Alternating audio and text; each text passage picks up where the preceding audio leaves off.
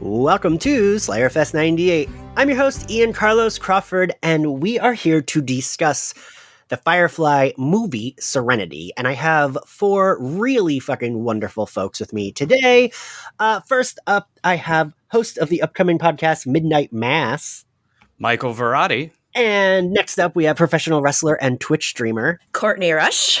And senior BuzzFeed news reporter, Ellie Hall. And my Slayerfest 98 editor, who the podcast would not be possible without, who is a podcast producer and works for three other podcasts. Ashley Hullett. Hi, Ashley. Hi, you're too sweet.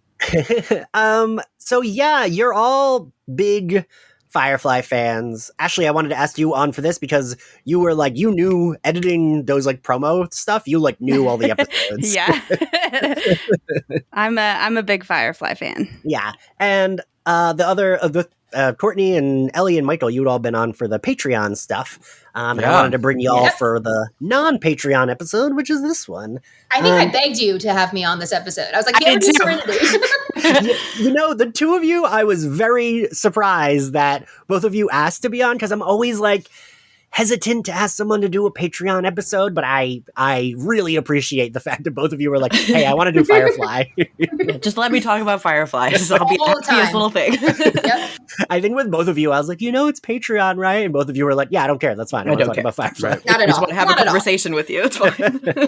Just let me talk about the thing that I like. And I think I ended up talking about like a fourth of the show with you, right? Yes. Like I was on like 3 or 4 times. Yes. So, and there's only like 13 episodes, I think, something like that. Mm-hmm.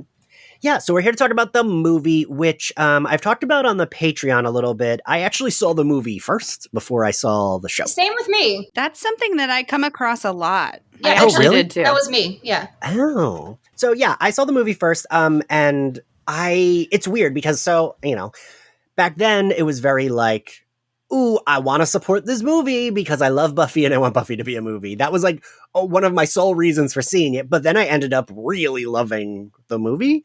I was actually wondering if it would hold up watching it now, because for the Patreon, we did my first full watch of the series that I did with all of y'all. And I was a little hit or miss, I will not lie, with the show, especially at the beginning. It's a little slow. But then by the end, I did really love the characters. And I was like, oh, I can understand why people really wanted more of this, because it does feel like, especially at the end, was when they started to really get into it. And they started to ditch like more standalone-y stuff. And they were doing like more character work, more like chosen family stuff, which is, I'm a sucker for any of that. Same. Yeah. And the movie, I don't always know that movies of TV shows work, right? They don't, sometimes they can just feel like a long episode of TV. And while this does feel like an episode of the show, it feels like we're getting to like the mystery that was there for that whole season that we were only kind of touching upon, which was River. Like the stuff that they clearly intended to get to and didn't get a chance. So they're like, fuck it, let's go. Let's do all of it right now. Yeah. Let's get it all. But so, do you guys remember, like, how did you feel about when you saw it the first time versus how you watched it? Versus how you felt watching it for this? So can I start? Yeah. Yes. So I went through the script and I watched it again. This is a really special movie for me because this pretty much changed the trajectory of my life. And that sounds really, hyperbolic, but I was a vocal music major before I saw this movie. And it made me, like, I got so into it. And I hadn't seen Buffy, hadn't seen anything. I was like, wow, I didn't know TV and film could, like, do this sort of thing. And I switched majors to media studies. And watching it again, if you've seen the series, there's some stuff that you're like, oh, this is different, but I think it makes sense. Like Mal's character is completely different in this. Like River and Simon are outsiders, established as outsiders instead of part of the family in the beginning. But it makes sense as a movie in and of itself. Like I think that's why so many of us got into it only watching the movie first, because it's one thing. It stands alone and you don't need to know. You can go into it blind. Yeah, I agree with that. Yeah. Courtney, what'd you think? Yeah, absolutely. I saw it first too, and I saw it in theaters with one of my best friends who had seen the show, and she was like, "No, you need to come watch the movie with me. I think you'll really get into it." And I was never able to catch the show due to the problem that everyone had trying to catch the show was Fox fucking up the scheduling.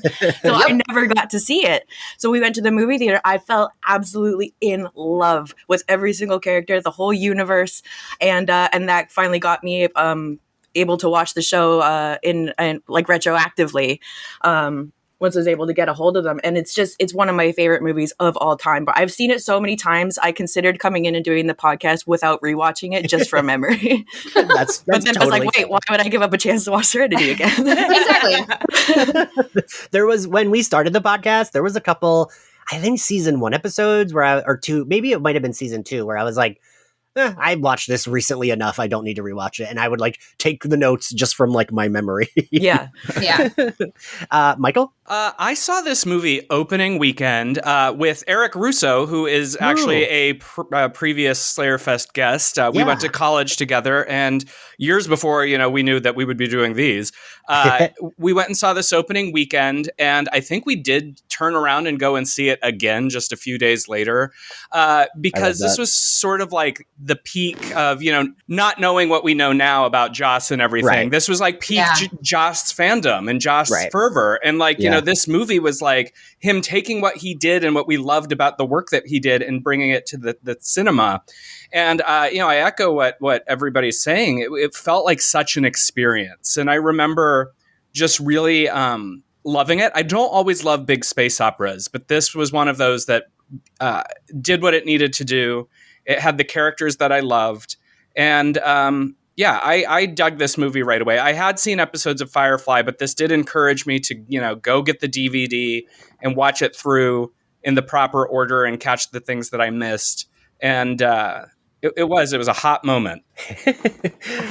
Ashley? I think I might be the only one that saw the show first. So I had some feelings about the movie the first time I saw it. But I think they were like, the movie was already out when I found Firefly. My best friend at the time had the DVDs, and she was just watching them one day when I came over, and I was like, what is this?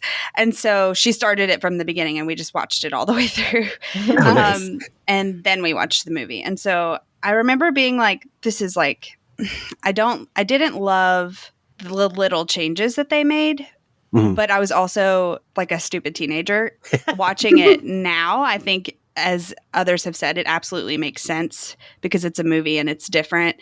And they needed to redo a little bit of that backstory to make the movie work. I'd say probably the second time I watched it is when I was really like, okay, this is a fantastic movie. Like, it took me that first viewing, I was just like, this is different than the show. And I have feelings about it. The teeny tiny little retcons. Yeah. It is, it is weird. I did notice they were like, only because I'd like just, finished watching it with all of y'all. Like they were very like glaring. They were very apparent in this viewing. Ellie, you have the script in front of you. Is there like any notes that they say about like why they did that? For the movie purpose, because they were bringing in new characters. And everything, and I'm sure we'll get into the operative, but it was so that they had one full narrative. Yeah. Because I actually River being psychic wasn't in the show, but it like kind of was, right? Like I'm like, I feel like that's an easy leap to make. Yeah. That's kind of what I thought. I was like, oh, I bet that would have been something that would have been revealed in the show had they gotten more episodes, because it felt like that makes sense that she would have psychic powers. And that, I forget which episode, it might have been the episode you were on for, Courtney, when River like saves Kaylee and shoots that guy, but she's not even like looking. She just like knows where he is. Yeah, the intuition is there.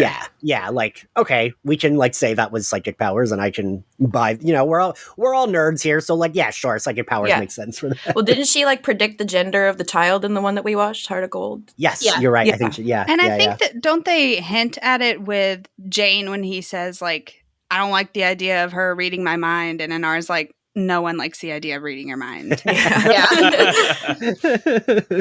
God, Anara is so good. I feel like all of you have listened to me like stan Inara, but Morena Baccarin, like her acting is just really good, and I love Inara's like. I think Inara is my favorite character. No, I don't think. Yes, she is my favorite character. Those eyes, man. Yeah. I want her to be like my therapist because she has a very soothing voice. It's very nice. Although her therapy didn't seem to work for Mal all that well. So well, he is very stubborn. Yeah. But so this movie, we do get a little bit of those retcons, but they, aside from like literally the only reason they were so like apparent to me is just because I had just finished watching the series. But we get this flashback. The movie opens with actually an important flashback that I guess I hadn't even realized we didn't know how it happened as to how he got her out. So I like that it's like filling in those pieces of, we see him, he's in like full Nazi doctor drag and he like breaks her out. And like the other thing that's also apparent is, ooh, this is a movie budget. This is not a Fox TV show budget. Yeah. Big deal.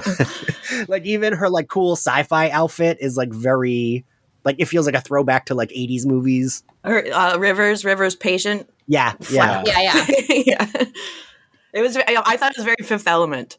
Yes. Well, so one thing about this that we just talked about retconning, like this is a retcon. Is it? Yeah, because he snuck her out in cryo. Remember, like she was the girl in the box in the first episode. We found her in a crate. Oh, exactly. Right, right. But this is better visual. Yes, Much better visual. Yeah, it really is. Unless, like, there is the way to explain that maybe the people that helped them out, whoever's on that lift, whoever he paid to help her, maybe they put her in cryo on the ship and transported her away from there, possibly through a checkpoint. True. Like, it is explainable. Yeah. Yeah.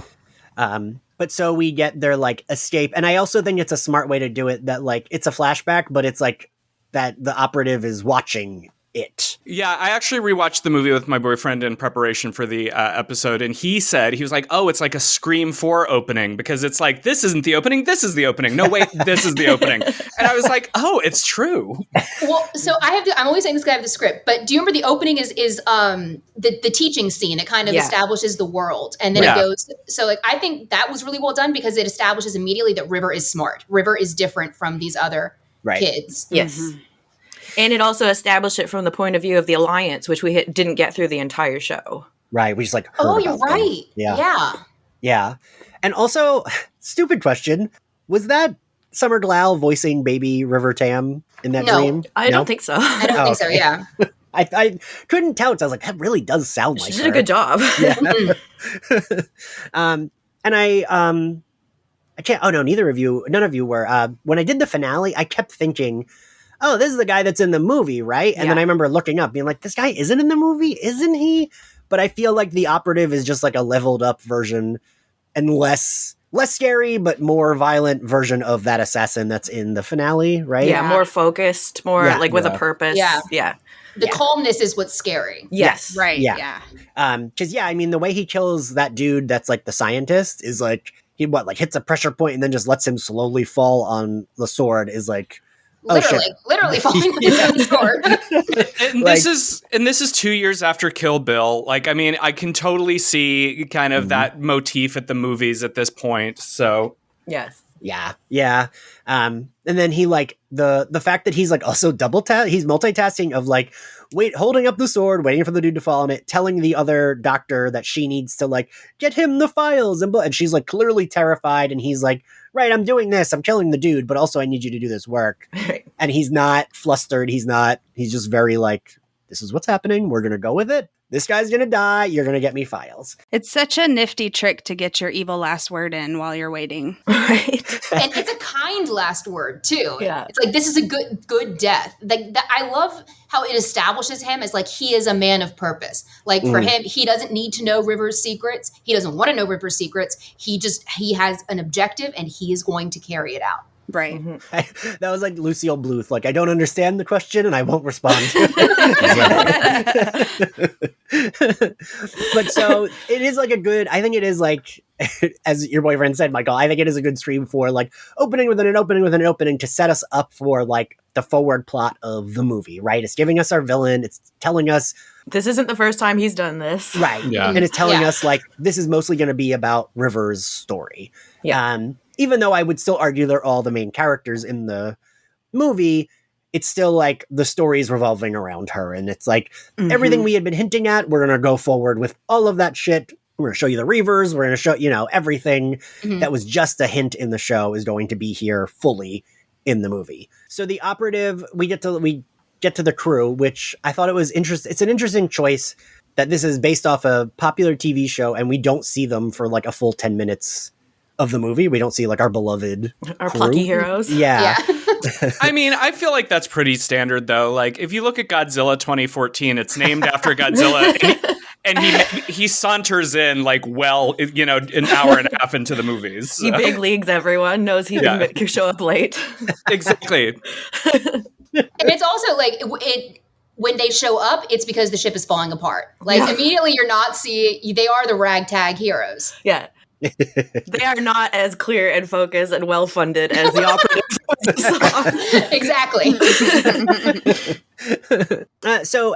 I actually really like, I mean, I know this is like typical, but I love that the way we see the crew in the movie is Mal is kind of talking to them one by one, and he's like walking through, like it feels. It's one shot. Yeah. So, It's a one shot.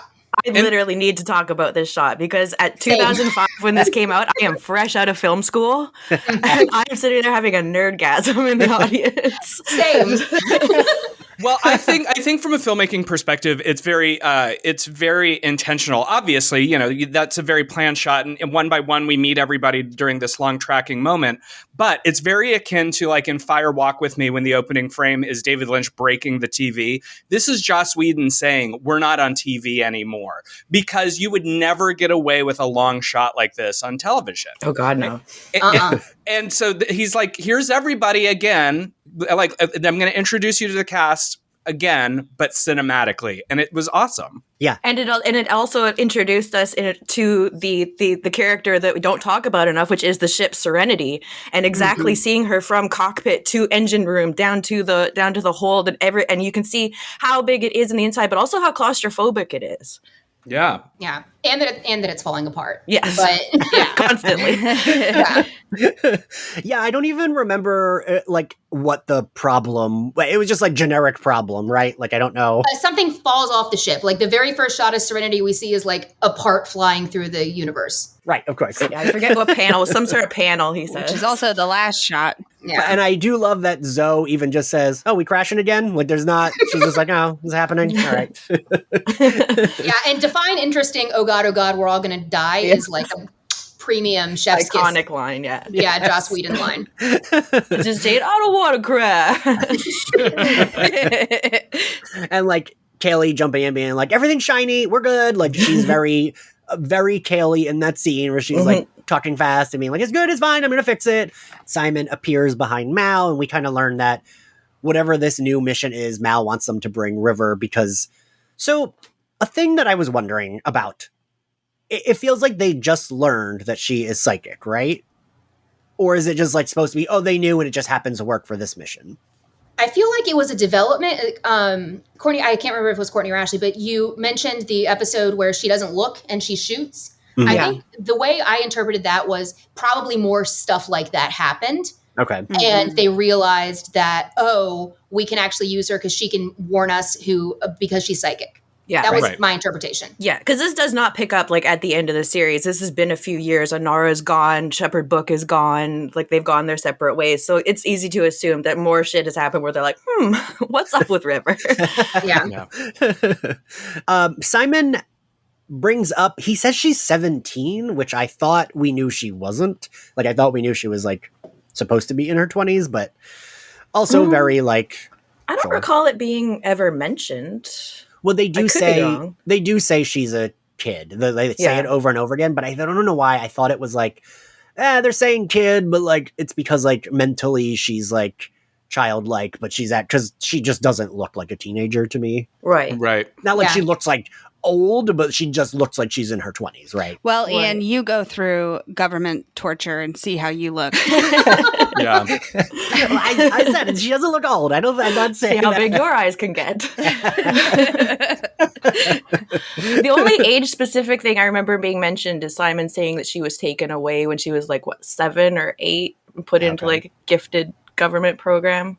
Mm-hmm. But I do like when, during their talk, one of the only things I have is I do get a little tired of the Mal and Simon. The Mal and Simon back and forth in the movie, I'm like, all right, we've done this 85 times. Like, right. I would have liked a little bit more streamline of that, because it's like, I think it's like, what? Like, they technically leave and they depart from the crew, but then they're back on and it's just a little bit of that. But I do like the dialogue here where he says, like, this isn't fear, it's anger. And Mal's like, it's hard to tell the difference. And Simon says, I imagine if it were fear, my eyes would be wider. I just liked that little thing. So they go on this mission. Mal says he would get very choked up. There might even be tears if something happened to River.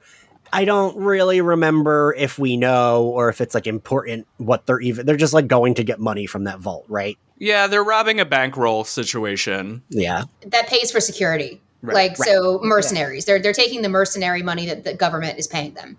Right. They do their thing. I do like there's a cute back and forth with River and Zoe, where like River points to the guy and Zoe's like, him? And she's like, yeah, him. And it's like a cute, just like exchanging glances. Yeah. And who arrives but the Reavers, who we had not. It's very weird that like right up front they're like, well, here they are. Since we had never seen them in the show, but I think that works, right? It's scary. I mean, like it's a jump scare of a shot, and it doesn't last long, and I think that makes it more effective. Yes, because it's like real quick. They like kill that mom, and they're like, it's a monster face. Yeah, and it's something we knew was a thing from the series, but we never really got to delve into. Yeah. And that one particular episode where the kid like slowly transforms into one over the episode, like that is fucked up. Yeah, and like as soon and. For a new viewer, they establish very quickly, they're like, fuck Reavers. Oh shit, Reavers. And they're like, oh, I'm sitting in the audience, you go, fuck, I guess Reavers suck. And you're ready for them. But if you had watched the show, you're like, oh goddamn, I remember Reavers from that one episode. Holy shit, we're doing this? Okay. Yeah, they do quite a bit of building up to the menace of the Reavers. You're absolutely right. Because there's also the episode where they go onto the ship and all the bodies are strung up and we don't meet the Reavers, but they're like, this is some Reaver activity. And you're like, oh, that's not a good thing. Yeah. Yeah. And even in the pilot, because remember in the pilot, they had to go, like the Reaver ship went by. Yeah. They had the like chase with the Reaver ship, but they just like, the whole crew is intensely terrified. And so we know to be terrified, but we don't, other than seeing the outside of the ship, we don't even. Yeah. They're the boogeymen. Yeah. Yeah. I do like that. I think that is actually like, that would have been cool for the show. Like a show that has like these, like you said, boogeyman type villains that you don't really see, but you know, everyone is absolutely terrified of them. And then like seeing them very later on, I think that's good storytelling. Yeah. And it almost, Michael, as our horror expert, it almost is, it's like a little bit of horror, right? Oh, it's not a little bit of horror. It's a lot of horror. Yeah. I that's very much atmosphere and dread building, because as we're talking about, like it's hinted at, the boogeyman is held in the shadows. And unfortunately, a lot of times what happens when you hint at a monster, it's sort of the Jaws effect, right? It's better that you don't see the shark, because then you sort of mythologize what the shark is. And I think that in a rare case, Serenity pulls off showing us the shark, because they could have easily jumped it here too. And because the monster is always scarier in your mind than in actuality. But they're so established. But then, of course, we go into full Whedon mode, which we'll talk about later, of course, because we now have a physicality to the monsters. They, just like vampires, just like whatever, are something for the girl to kick the shit out of. And I think there are pros and cons of that discussion, and I'm sure when we get to River's Slayer mode, we'll talk about it. So, I will have a lot to say about that. Don't worry.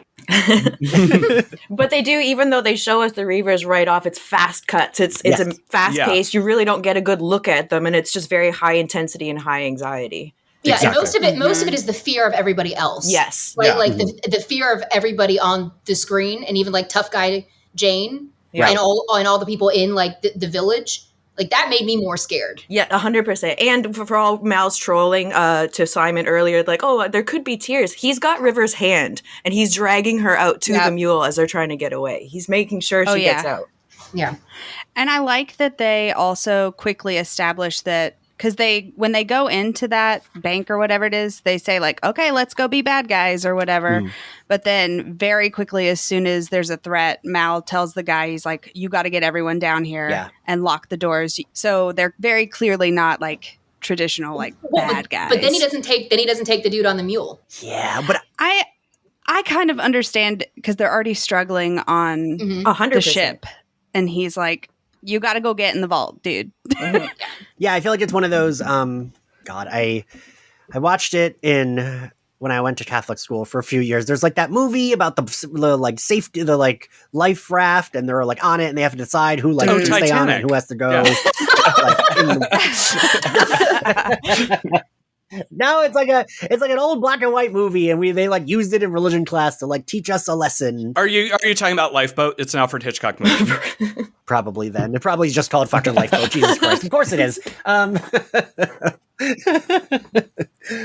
yeah, it's kind of like that. Like I do get it. It's definitely Mal is the guy that will make the tough call, right? Like he's no captain. He like Yeah, and the thing that I like about it is he isn't doing it to be an asshole. He's doing it because he is like, we literally have no room on this tiny thing. Yeah, he's a survivor. Yeah. And you can tell by his face when he pushes him off, like, that was not an easy thing for him to do. No. And shooting him was an act of mercy. Yeah, he's not... Right. Yes. And I do like that. Because also that shows us the intensity of... I mean, we're already seeing that they're monsters. We're already seeing that everyone's scared. But the fact that Mal... And we can tell from, like, his facial expressions that it's an act of mercy without even...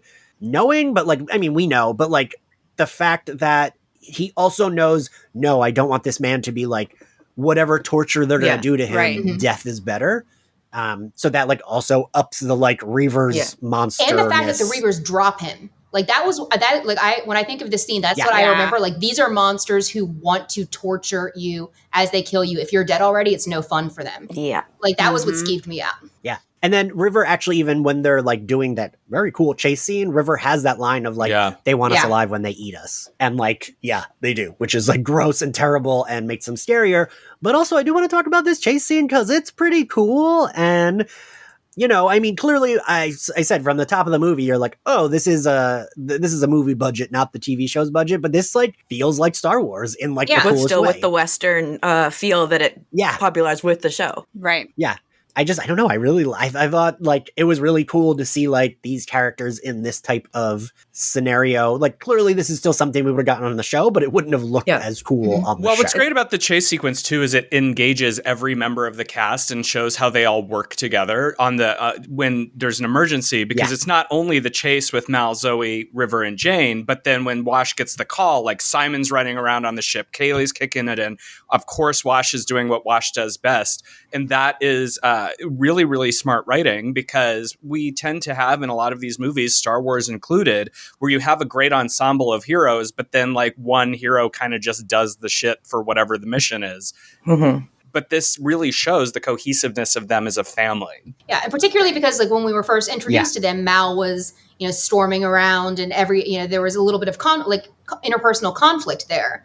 But now you see like when shit hits the fan, they're going to be a team and work together and get it done. Yeah, survive first and we'll fight after. Exactly. Yeah, it really is very that, right? Like, yeah, we were fighting earlier, but like the way he saves Jane, you know, like Jane's making jokes, but Mal is like focused on saving him. He wants to like get rid of the fucking harpoon that's in his leg. That kills me. Yeah. Just thinking about the fact that he's holding on and they're pulling him and that thing is through his leg, like, oh, God. Yeah. Jane is tough. I do love the line about the grenades, though. Like, sure. Yes. I kept like, I mean, also that leg probably would have been like torn off realistically, No, right? he's a like, badass. Yeah. Leave my man alone. I said he's a badass. So, you know, they do their thing. Everyone joins forces. They get on the ship. And I love that Simon immediately is like, are you okay? And River just says, I swallowed a bug. Like, that's a very good line. Because Kaylee asks, what does she ask Simon, I think? Yeah. And he's like, is he okay? But then the Reaver pops up and they all shoot him. It's a very good moment. We then see, we actually learn, because I was wondering where Inara was. Because I hadn't rewatched it since I watched the series, but like, I was like, wait, I do know she's in this movie.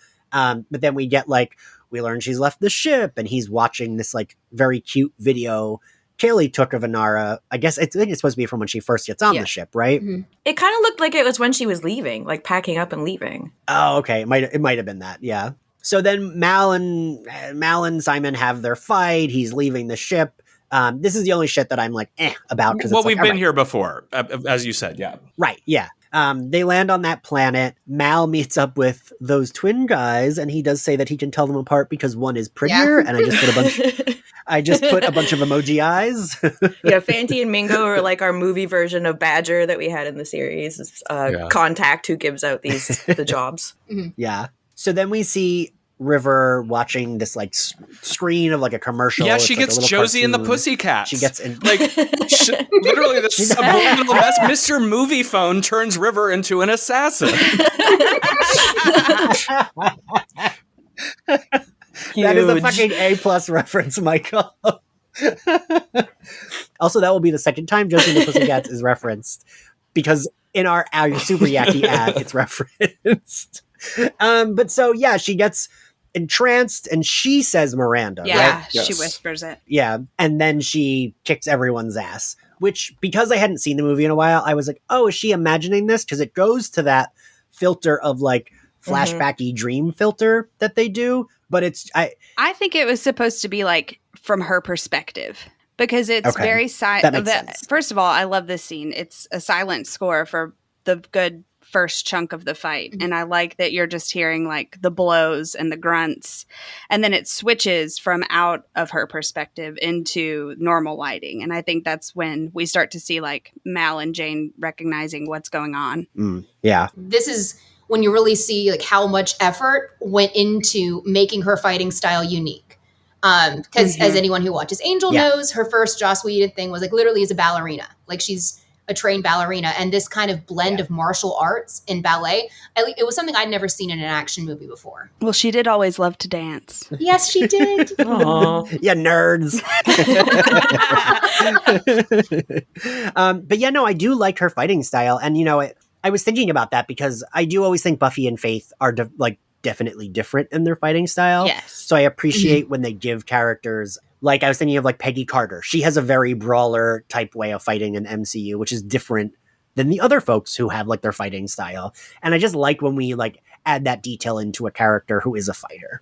Yeah, same. She's so graceful. Yeah. And I mean, I'm sure the dancing background really helps with the grace. So yeah, they like try to stop her. Jane gets beat up. Does she grab his junk? Yes. Yeah. Yes. Okay. I was like, is she grabbing his junk? I can't quite tell. Oh, yeah. Well, he's releasing it later, so definitely. Simon comes in because he knows the way to make her go to sleep. And I put, like, he explains to them that's, like, he had that. I forget what he says, though, like, how he got the message. The people who helped him get River out had, like, intelligence that they were doing behavioral modification. So they taught him a safe word that would basically shut her down if anything happened. And I actually wrote this down because I had this, like, weird sort of epiphany moment when I was watching it, because it's always been a really awkward moment to me where he just comes in and says the word and she falls asleep, and then there's, like, this beat of, like, and I could never really figure out why. And like being immersed, like rewatching the series when I was doing the episode with you and then rewatching the show, and I was like, holy fuck, he's speaking Latin. Like you never hear anyone speak Latin. It's always English and Cantonese in this show. It's Russian. It's actually Russian. Okay, I hate to be that person. No, don't at all. But it's still a different language than any of the two that are established as the dominant languages in this world. Yeah. Yeah, it's completely alien. It means laughter for chickens. Oh, interesting. Good to know. But so they reboard the ship, and they basically like. So Simon and River were only like gone from the ship for, you know, maybe an hour, right? Yeah. Something like that. Well, they tried. Yeah, they tried. We also get that glimpse of the operative going to see Inara, and we see her face. Oh, she's so good because she's like smiling, but then it drops, but it doesn't drop too much. It's just like she's trying to stay calm and it drops. Right. Mm-hmm. Yeah. And she's trying to convey also like, this is a trap. Right. Yes. Well, okay. So Mal gets the wave from Inara, and when Wash tells Mal, I have an important thing that we need to discuss is, Jesus Christ, that man's ass. It is like a shelf, and he's just laying there. Wait, you're skipping over Haven. Am I? Yes. Oh, shit. Well, and Mr. Universe. Yes, Mr. Universe, right? Mr. fucking Universe that I have written down. I have always had a crush on David Krumholtz, and I still have a crush on David Krumholtz. I kept waiting for him to pop up in the show, actually, when we were like going through it for the first time, because I just assumed that he had been in it. But I think he works well as a character in that universe, right? Yeah, yes. He does. Oh, yeah, 100%. Because he does feel like a character that could have been in the show, so it makes sense for him to be a new character in the movie. I mean, they add a lot of these characters. I feel like they add a lot of characters so that way they could kill more than just 2 people from the crew. Yeah. But that's fine. I understand. But at the same time, the way they bring him in, it feels like you've known him forever. Yes. Because right? the crew acts like they've known him forever. Right. It's like, Zoe, you sultry, makes fallen in love with me. They've obviously talked to him before. Yeah. And then, Courtney, talk about Haven. So I have written down that they're all fighting more than usual, and it happens to be that so Wash plays the diplomat role. He's like, we're flying a little bit more blind here. I think we need to talk to Mr. Universe, and that's like out of character for that. Like he does sort of try to calm things down, but really the ones who were like more of the diplomats of like Inara and Book are the ones that are missing. Yeah, right. It's true. And as you're starting to realize that, boom, we see Inara. She's getting a visit from the operative, and boom, there's Book. We've now opened up in Haven. We have to go talk to our guide characters. Help. We don't know what we're doing. We're just a bunch of wacky pirates, and we don't have a plan.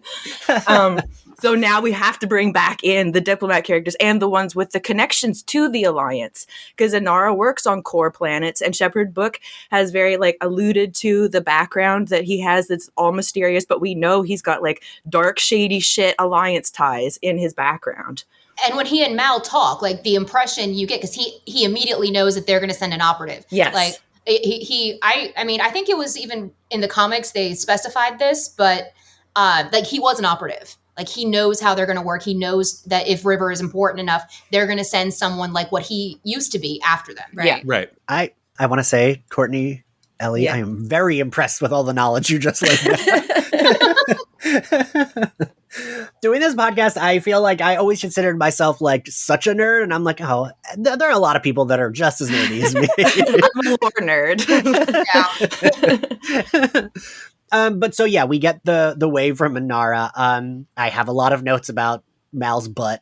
He looks great. He even looks wonderful. He even looks cute. Like, right, he has like the bed head and he looks a little sleepy, and it's like, oh, he looks so cute. Yeah. And this is a big troll job from Wash. Like, he does not say, I have a wave from Inara. Right. He just lets him answer the call naked. The whole crew, I love that we get the whole crew watching as if like, because at this point, the audience who watched the show like does still ship them, and like, you know, going through the show at first, I was like, I don't know that I shipped them. But then by the end, I was like, fucking kiss, please, God. Yeah. And I love how it's very obvious, like they want them to kiss too. Like they're, And when Mal says, Kaylee's been missing you, and they all go, and like throw stuff on the screen. It's so good. But so Mal immediately knows that it's a trap, because he even says like, did you see us fighting? And I thought that was like a good way of being like, trap. Well, duh, it's a trap. Right. It was too civil of a call for it to be casual. Yeah. Then they go, right? Yeah. Cuts to him in his bejeweled getup. And I will say, it's a weird introduction. I mean, not that the audience, we've already been introduced to the operative, but it is a weird, like, I didn't quite get, he just like was holding her captive in her own home, right? Yes. Okay. Yeah. But was complimentary of Mal's day drag, which I think is very kind. So day drag. And I do actually like the fight scene here, and I like that Inara. So I will have you all know how my notes go. I love that Inara is joining in on this fight. We don't get to see her like do that a lot. I hate that she's like kind of useless. Why isn't she doing anything? Oh shit! Because of the incense bomb. Right. Yeah. She's stalling. Yeah, like I love that it was, that she was just like stalling because she was waiting for the bomb that she placed to go off. And I just love Inara. I love her. And they start fighting immediately. That's the thing that makes the line about them not fighting even funnier. Yeah. Because as soon as they are together, they're going back and forth. Yeah. Yeah. This is the albatross. We get the albatross line here for the first time, which I love. Yes. Right. Mm-hmm. Yeah. And same thing with the fighting. He's like, yes, I've read a poem. Try not to faint directly to another, knowing that shot is coming. Yeah, that line is really good. Yeah. Mm-hmm. So we do learn that the operative tells Mal that he's there for River. We know this is going to be a problem, but her incense bomb goes off and they escape. Inara's back in the crew, which makes me very happy because I love her. She says, "What did you do to my shuttle?" Yeah. But the whole crew has another argument, right? And it's about River. Jane kind of wants them to drop her. I will, not that I want to defend Jane, but I will almost understand, since she has tried to kill him a couple times. Yeah, why he might be like, I don't know that we need her on this ship. She has tried to kill me, and now we all might die because of her. Right. And Mal has a really good line of, you want to run this ship? And he just says, yes. Yeah.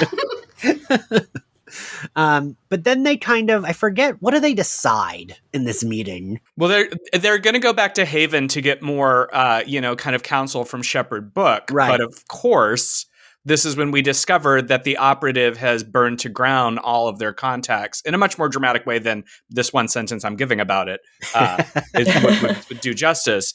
But I think that then, that's what galvanizes them to be like, well, we can't really double back. The only way forward is through. So one thing that I love about all of this is Inara warns Mal about the operative. She's like, he's a believer. The reason you need to be scared is because he's a believer.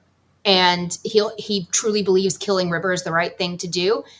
And then immediately the next thing is the believer of the crew, the believer of Serenity is dead.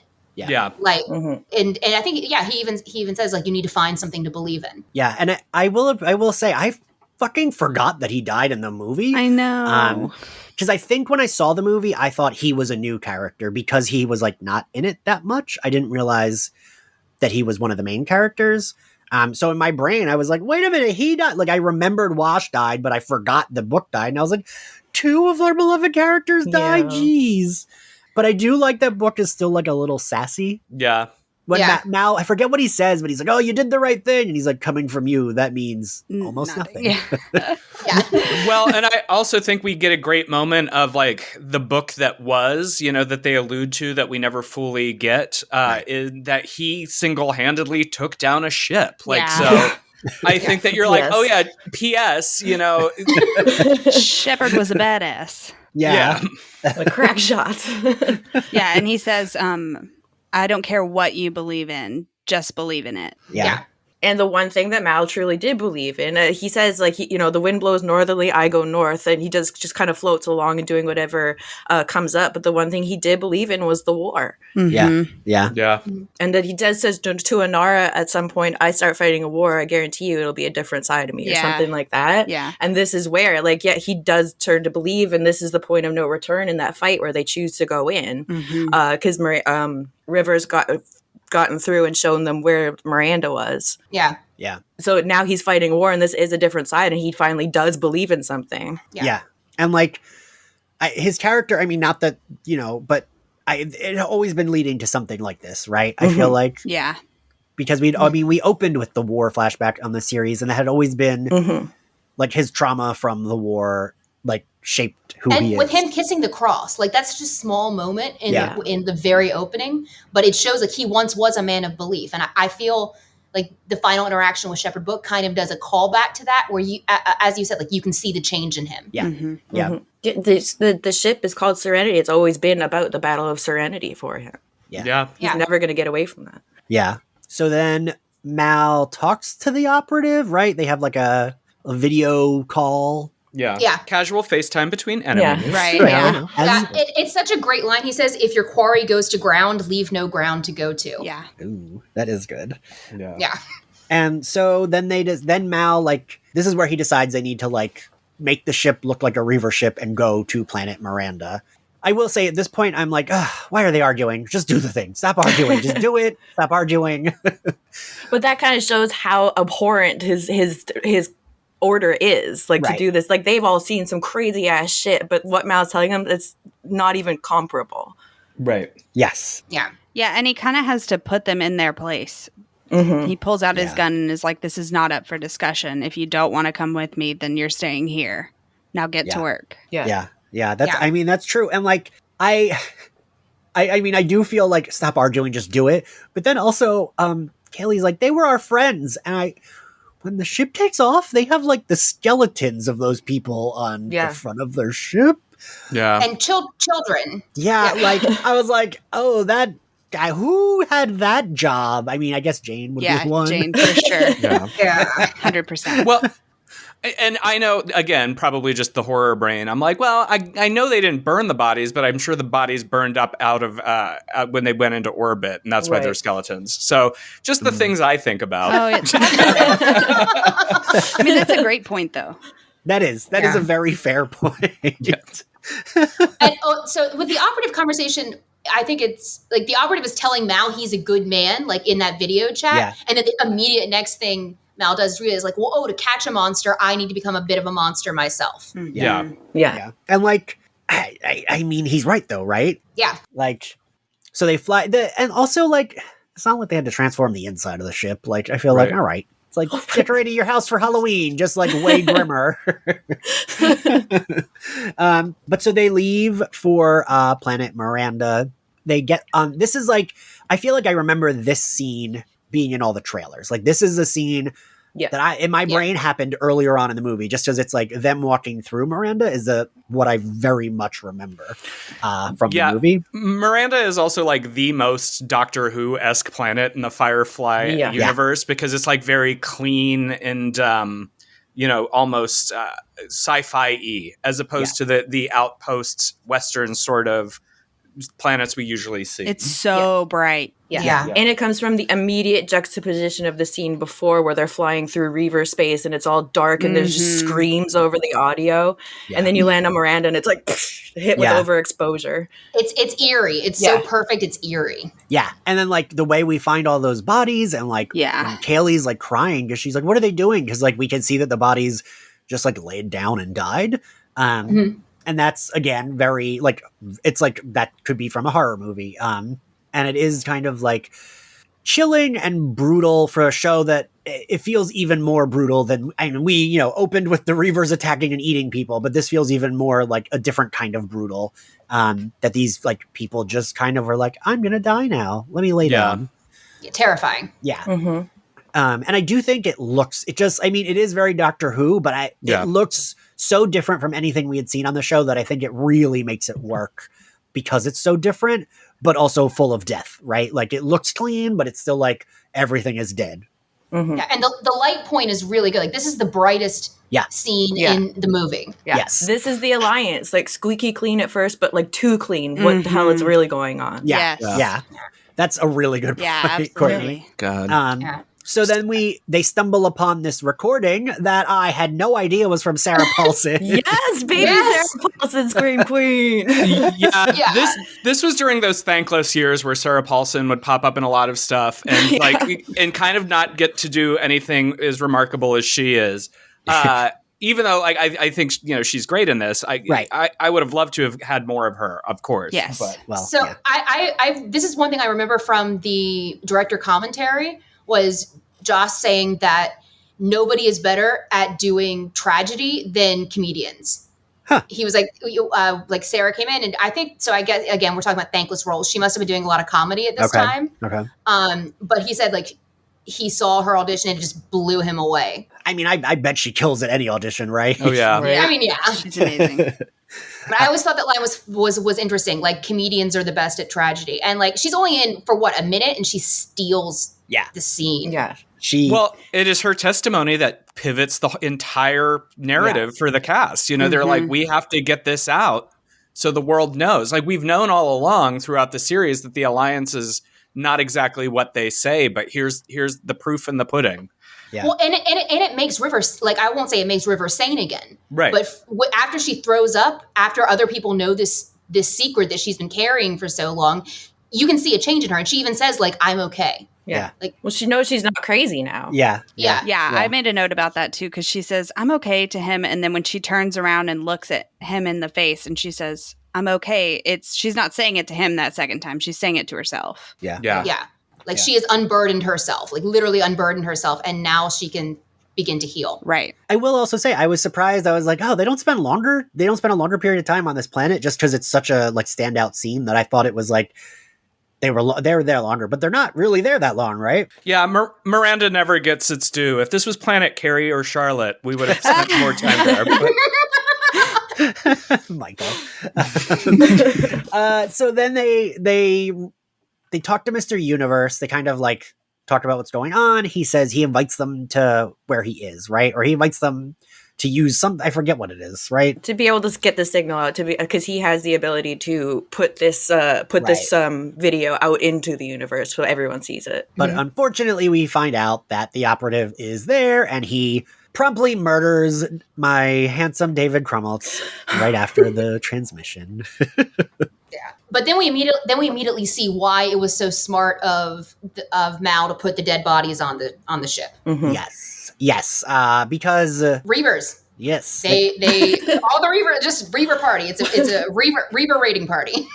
All of them, all the Reavers, all of them. And which is a killer plan. Yes, so smart. Yes, but with the iconic line of "I aim to misbehave." Yeah. That really is like, it's funny because there are a lot of lines that like, even going through the series that I knew as very like Firefly, like big damn heroes. And like when they said it, I was like that meme of like Peter Griffin pointing at the screen. I was like, oh, it's the thing. Yeah. And it's such an action shot too. It's such a, this is the hero. This is, the Saint, what is it? Like the St. Crispin's Day speech? Oh, yeah. Which is what Spike says to Giles after Buffy gives her speech in The Gift. I actually That's right. I only know what that is because I remember like looking up what Spike says. Oh, no, it's actually St. And I had to look that up. So that's why I know. Yeah. See, nerd things teach us a lot. Yes. We learn.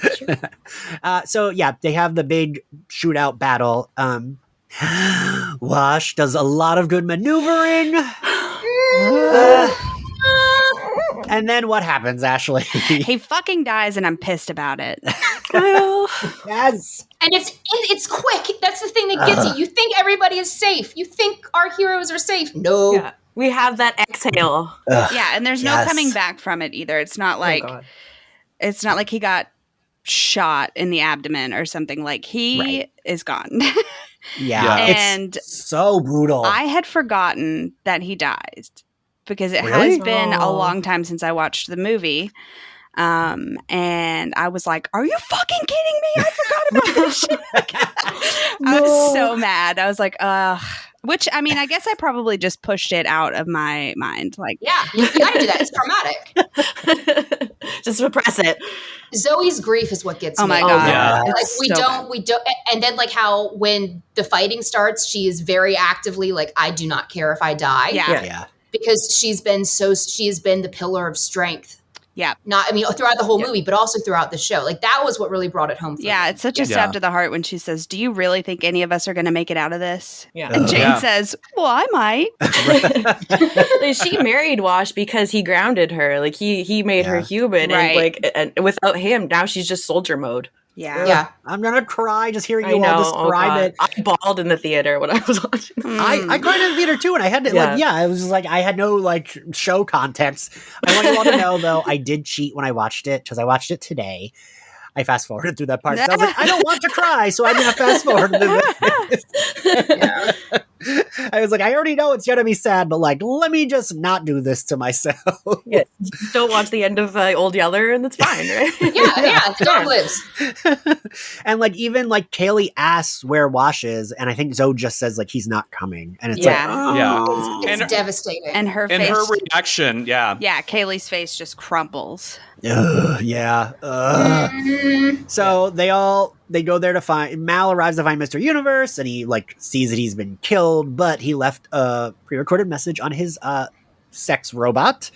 As you do. His sex obviously. They got married, remember? Oh, right, yes. It was a beautiful ceremony. I cried like a baby. A hungry, angry baby. Love that line. So then they're having their like, but he's doing that while they're having their fight with the Reavers, right? Mm-hmm. Yes. So when they first get in there and Zoe says like, this is the spot, this will do. Why did Mal not just go then? he stayed behind to be like, all right, now everybody hold the line. And it's like, they know they need to hold the line. You could be making ground right now. And instead, you're just staying behind giving orders. I think it's an acknowledgement of the fact that they realize that this could be the last time they see each other. That's fair. Yeah. And also he's in captain mode. I mean, like, he's the one who tells Kaylee to rig the doors so once they shut, they won't reopen. I think, like, he needed to tell them what to do, and they needed to hear it from him. Yeah. That's fair. Yeah. Yeah. And, the thing that also is really well done is it feels final, right? Like, this feels like we're building to the final scene of this, like, this franchise. Like, it feels so final. And, we've already, like, killed Book and Wash. So I can remember going into this being like, fuck, they're going to die. Like, most of them are going to die. And, like, being so worried and thinking that I actually thought Zoe would die because of what you said before. How, like, you see that she doesn't care if she's going to die or not.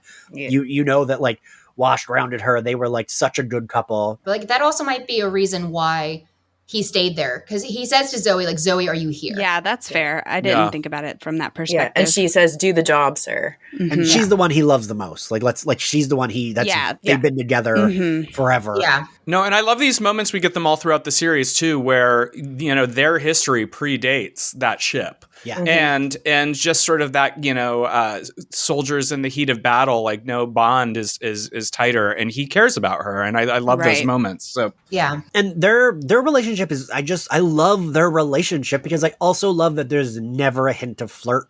There's no like, it is like, they are like brother and sister, right? Like, their bond is like, they love each other in the most family way possible. There's zero sexual tension. Yeah. There's nothing. And she even rescued Wash without thinking about it when they were both captured by Niska, if I recall correctly. He was like, who are you going to choose? And she's like, Wash. No, he didn't even get to ask her. She says him, and then he just looks at her and she says, what? You were going to make me choose, right?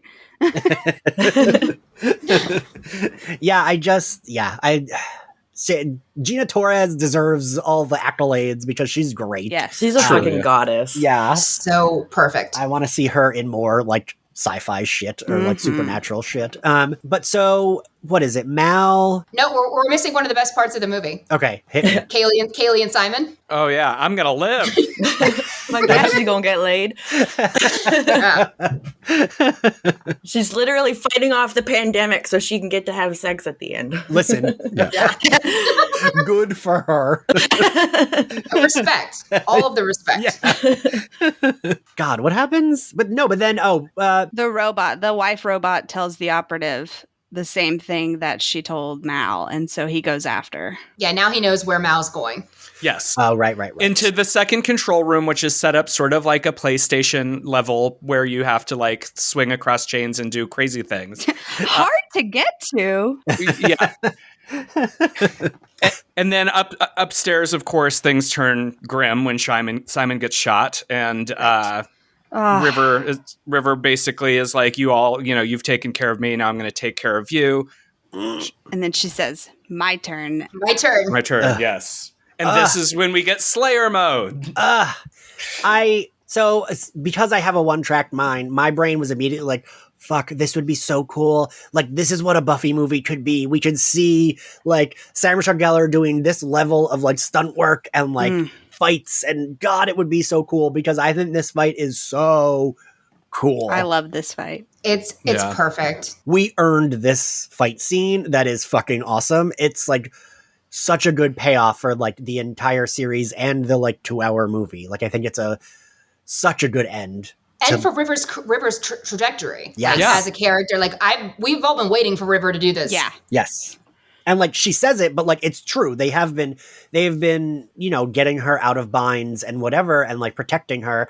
And it is nice to see, because prior to the movie, River had been kind of, like, I think if we never got the movie, I would have been annoyed at River, because it's, like, she was always just, like, frail and unhinged, and like, she would sometimes help, but sometimes would do nothing. Manic pixie dream girl. She was kind of like just there. Mm-hmm. So it's so nice to see her, like, murder the Reavers. And I love when it shows them back inside the little vault and they're just like hearing it all. And you can tell that they're like, well, I mean, she's probably gone, I guess. Right. And all of the noise that they're hearing is her just absolutely destroying everyone. Yeah. But right, wouldn't that translate like something like that would look so cool if like a Buffy, like the Buffy characters getting to like have that. Well, it is interesting because I can't remember which of the episodes when I came on to talk about this, but we talked about if the Whedonverse is all one connective tissue, as some folks like to believe. One thing about even this backstory that we get from River is it explains kind of the psychic stuff and the behavioral modification, but we still never quite get told why she is like a karate master, And so you can draw the line that maybe she is the Slayer or a doll or something. I would prefer a Slayer to a doll. But her combat and her strength, that's not part of anything that we're really told about what the Alliance did to her. They were messing with her mind, So I kind of like, if we're going to go for the bigger macro Whedonverse, here we are way deep in space and maybe monsters are gone, but the Reavers, but we still get our once in every generation girl. And it just happens to be this one, They like Jason Bourne her.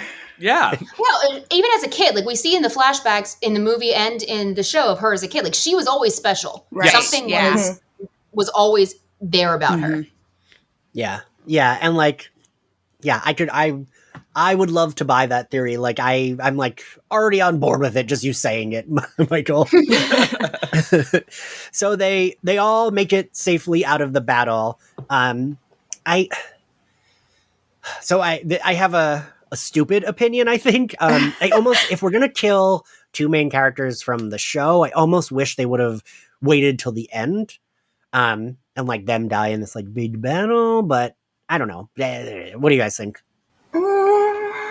I think that would be. I think that would be more frustrating, just because you think everyone's going to make it through, and then losing them along the way felt more natural, almost. Okay. Yeah, raises the stakes. It makes you more invested. I feel like he did die in this final big battle. He just that's true. Yeah, didn't actually make it to the like fighting portion of it. Yeah, that's fair. And I like the way that they let Book go. Like, I mean, I don't love that they killed him, but I think it was a well-rounded way to let him go, because you did get to see like, oh, he is a badass, but he also was still there to tell them like, you've got to believe in something and you've got to keep going. Yeah. Oh, and Book's death also serves as that like I have it written down the hero's quest trope of like the old wise wizard, like the Obi-Wan character always has to die before you can ascend. Yeah, totally. Yeah, that's fair. So everyone who made it to that literal final battle makes it out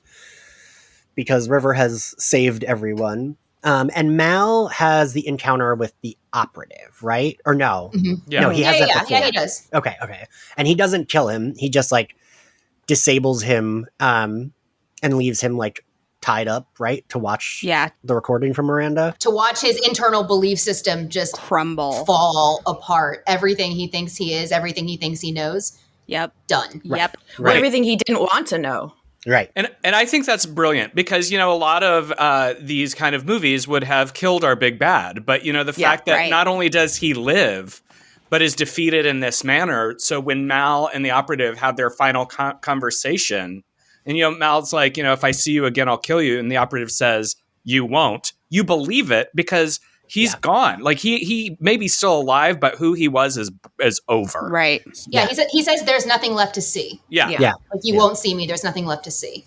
Yeah. And I do like that we do at least get like a funeral scene for the characters that died along the way.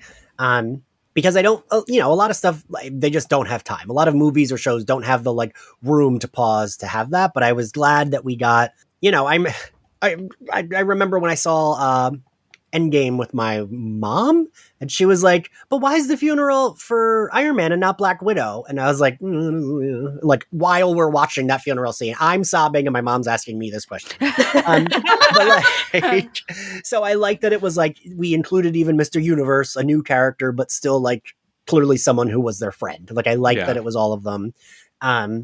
We get the ship being like patched up. Simon and Kaylee getting it on. Simon and Kaylee do finally consummate their relationship. And Simon bulked up. Like, that actor bulked up for this. Like, he already had a good body, but this... I mean, that man is very good looking. He is like a gay Clark Kent. He is so handsome with that jawline. That's exactly it. But like, also, I mean, if I had to be naked in a movie, I would probably be like, great, now I'm going to do the most working out I've ever done in my life. Yeah. Exactly. Especially when you know Nathan Fillion showing ass earlier. So. Right? Like, come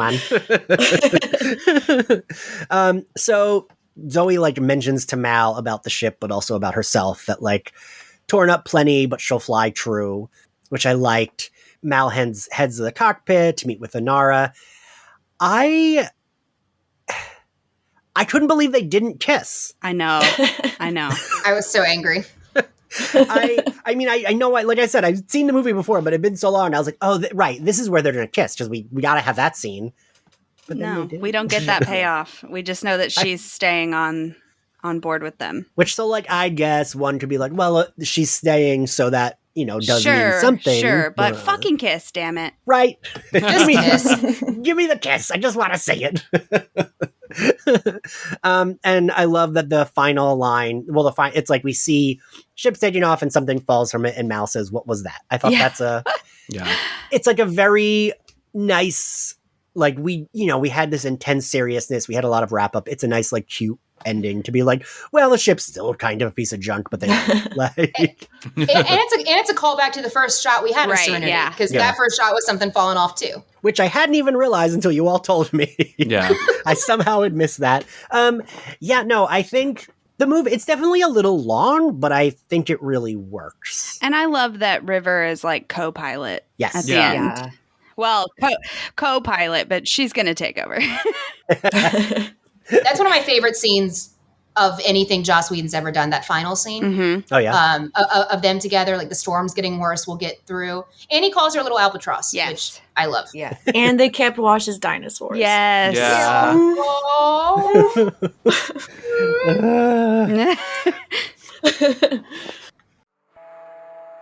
And now for a quick break.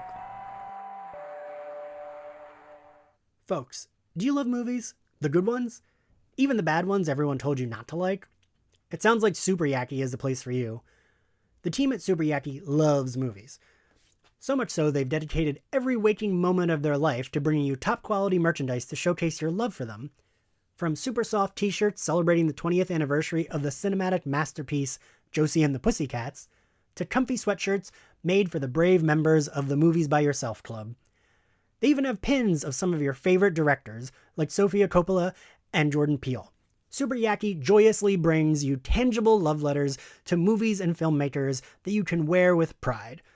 Plus, the team at Super Yaki screen prints all their apparel using eco-friendly, 100% water-based inks, and ships with compostable poly mailers for an environmentally friendly alternative to online shopping.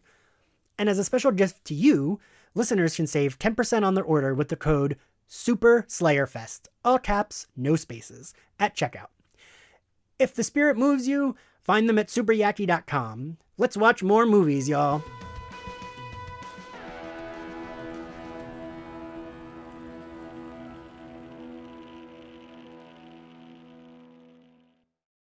Now that we're at the end, favorite scene, Michael? I mean, I love a lot of scenes in this movie, and it's hard to pick a favorite, but I am a big fan of, you know, a hero moment where they know they're about to face insurmountable odds, and you make that choice where death may be certain. And when they're all sitting there, it's the you know, I aim to misbehave scene. But for me, it's not Mal's speech. It's watching all of their faces, because this is what we've been building up to with these characters. And I really love that moment, and rewatching it, I was like, yeah, I love, subtle though it may be, we get a little bit of everybody here, and they're heading into the storm. And, as with storms, not everybody's going to come out dry. So yeah, a lot of metaphors there, Michael. But you landed all of them. I'm impressed. Ellie, what's your favorite scene? So I now I'm torn because I really do love that last scene between Mal and River, but the main relationship that hooked me from the beginning with the show is Simon and River, and the terror you see on Summer Glau's face when Simon gets shot, like that out of everything she's seen, everything that she has experienced. This is it. This is the thing she will not let happen. This is going to be the drive that lets her fully reveal her true self. So I think it's that scene, that moment, and the beautifully choreographed of her diving in, grabbing the bag and throwing it in, and then hitting the thing. Just, she's willing to sacrifice herself. Obviously she doesn't, but all of the sacrifices Simon has made for her throughout the movie, and then if the series, throughout the series, like that scene hits me. And then she gets to be a badass. Yeah, the badass is really good. Courtney, what's your favorite scene? So my favorite thing when there's like ensemble casts and like a lot of different characters is like characters doing everyday people things, not just like sort of standing by until they're needed for a scene. And there's actually two scenes that reflect that for me. Is when they're on Maidenhead, when they're meeting with Fancy and Mingo, and all the other characters are off doing their own thing, and it's very like, they wouldn't stick together. Mal and Jane go do the business and everyone else is wandering around. And I know it's supposed to be more Chinese influence, but that the only thing I can liken that experience to is walking around Shibuya and Harajuku in Tokyo, and there's just so much so much going on and so many lights flashing and there's so much stimulus that I feel like I could have easily been subliminal messaged as well. So it was like, it was really realistic for them to hit River like that. And then the other scene is on Haven when they're actually chill and like Jane's sitting playing the guitar and makes me feel a sort of way. But they're just all being people. Yeah. And I really like those two scenes. That's a good point. I do really like in ensembles when they let them get to do, like I love in episodes of Buffy when it's like they're kind of sitting around and like being jokey. Like I like that shit. Ashley, what's your favorite scene? I'm with Ellie. I like that final River scene where she says my turn and she runs out. I think for all the reasons that Ellie said, but also just like I lean a little more towards action stuff. And so getting to see not only her kind of like the sacrificing of herself, but also the fact that she kicks ass and comes back in the end. And that scene when the door opens and she's got the weapons in her hands and she looks up and then the Parliament people come behind her and she turns around and when the light hits her eyes and she's looking through her hair, it's just so beautifully shot. And she's drenched in blood. Yeah. She could easily take all of them out. And she knows it. And she would have if the operative hadn't called. Absolutely. Yeah. Well, she's waiting for the order too, right? As soon as she hears they're all dead. Exactly. I think, my favorite scene is just River, like, slaughtering the Reavers. It feels very gratifying to watch her. I mean, like she said, it's her turn. It feels very gratifying to watch her take her turn and just, like, nail it and, like, exceed what you thought would have been happening and exceeding all the other battling that anyone else on the show had done. It's like 10 times more heightened. Like you said, Michael, there's a reason you could use that theory that she was a Slayer because those are like vampire Slayer moves. Like she's heightened in her fight ability. And I love it. It's cool. The way it's shot is really cool. It's a good action scene. Choreography is great. I love when she like so gracefully swings like backwards and takes them all out with the swords. That's when I was like, oh yeah, this is very much like a dance. Yeah, it totally is.